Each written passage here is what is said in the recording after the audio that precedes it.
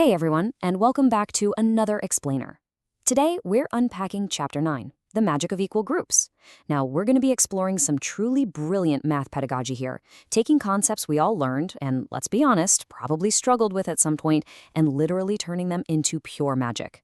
I am so thrilled to guide you through this, because the way this source material breaks down foundational math, it's honestly nothing short of a masterclass in educational design.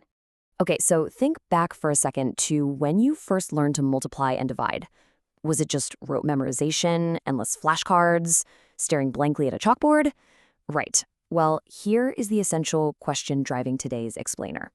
How do we make learning to multiply and divide feel like an actual game? We're going to set a pretty brisk pace today because the pedagogical journey we're going on is incredibly engaging, and it hits this question right on the head. To kick things off, the text introduces us to this character named Envy the Magician, and right from the jump, the chapter cleverly uses this concept of magic to frame mathematical logic. So operations aren't these tedious chores anymore, they're actually fascinating tricks just waiting to be discovered by the student. It's a total game changer. It flips the entire psychological framing of the lesson, from something you have to do to this cool mystery you get to solve. All right, let's dive into this. Section 1. The magic of movement, visualizing multiples on the number line. So the text takes the abstract concept of multiplication, which, can just look like a jumble of random symbols to a beginner, and transforms it into dynamic physical movement. Imagine you're a kid tracing these paths. We aren't just staring at isolated numbers, we are looking at jumps. We've got a frog that bounds exactly 3 steps at a time right alongside a squirrel that scurries 4 steps at a time, and the text gets the student to physically trace, or at least imagine, these energetic, bouncy movements across a number line. 3, 6, 9 for the frog, 4, 8, 12 for the squirrel. It's kinetic, it's visual, and man, it's highly memorable. Now, the really crucial point here is what happens when these paths cross. By tracking the frog's touches at 3, 6, 9, 12, 15, and 18, and then comparing those to the squirrel's touches at 4, 8, 12, 16, and 20, the student naturally and joyfully discovers that both animals land squarely on the number 12. And the best part? Without ever using the dry, super intimidating term lowest common multiple right out of the gate, these kids are intuitively introduced to the whole concept of finding common ground. Then, they scale up the challenge. We contrast the larger jumps of a rabbit taking 6 steps at a time with a kangaroo taking these massive 8-step leaps. The students are then asked to figure out how many jumps each animal needs to reach a specific target, like the number 48. It takes your standard run-of-the-mill division and multiplication problem and turns it into a thrilling, tangible race to a destination. Moving right along to Section 2, Unlocking Grid Patterns, discovering the hidden rules of math. Okay, I actually want to slow down our pacing for just a second here, because we are about to recreate this fundamental aha moment of discovery that the textbook orchestrates so perfectly. If we look at a multiplication grid specifically at row 8, the total products are 8, 16, 24, 32, 40, and so on. But direct your attention to just the ones digits of those numbers. We've got 8, 6, 4, 2, 0. And then the pattern beautifully repeats, 8, 6, 4, 2, 0. By guiding students to see this hidden pattern completely on their own, the text proves that math isn't just some random list of rules to memorize. It's an elegant system built on predictable, mesmerizing rhythms. And you know what? The source material doesn't just hand them the answers either. It uses these really probing questions like, is there a row having only odd numbers? Or are there more even or odd numbers in the chart? This actively encourages deep observation over rote memorization. It's basically asking the learner to become a mathematical detective, scanning the data for clues. And honestly, that is a far more effective way to actually retain information. Now, what's really interesting about this next part is how we tackle Section 3, demystifying division, the power of partial quotients. Let's face it, division is historically one of the most daunting topics for young learners.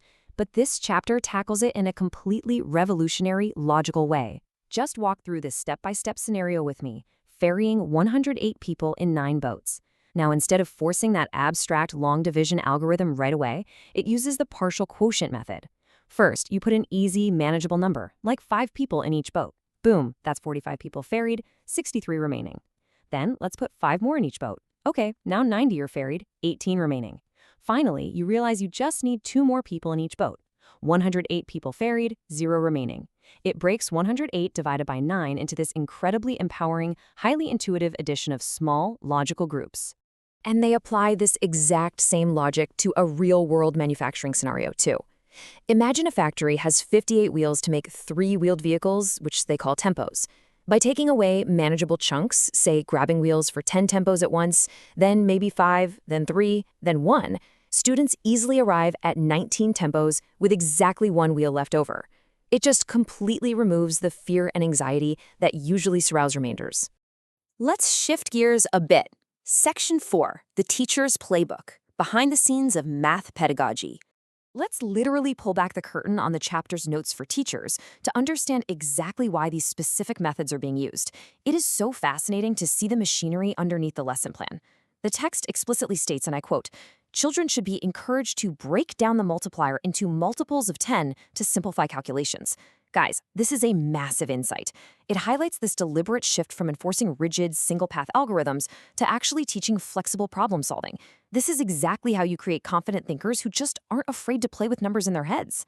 And this brilliantly illustrates another key concept from the teacher's notes, deliberately differentiating between 2 core types of division.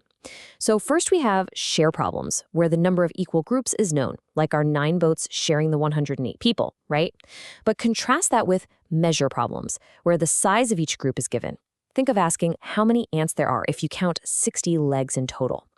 Teaching both of these concepts prevents learners from getting stuck in a single, narrow way of conceptualizing division.